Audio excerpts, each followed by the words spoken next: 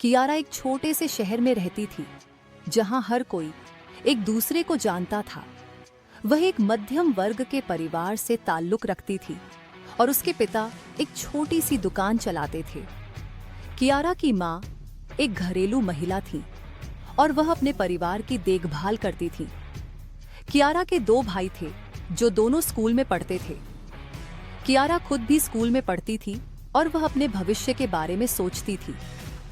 वह एक दिन एक बड़ी कंपनी में नौकरी करना चाहती थी और अपने परिवार की मदद करना चाहती थी। लेकिन एक दिन कियारा के जीवन में एक बड़ी समस्या आई। उसके पिता की नौकरी चली गई और उनके पास पैसे नहीं थे। कियारा के परिवार को बहुत मुश्किलों का सामना करना पड़ा। कियारा ने अपने परिवार की मदद करने के लिए एक योजना बनाई। वह अपने शहर से बाहर जाने का फैसला किया और एक नई नौकरी ढूंढने का फैसला किया।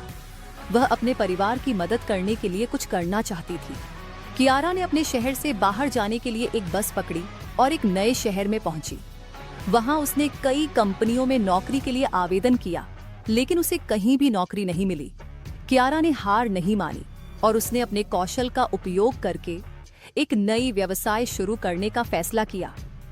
वह एक छोटी सी दुकान खोलने का फैसला किया और अपने उत्पादों को बेचने का फैसला किया।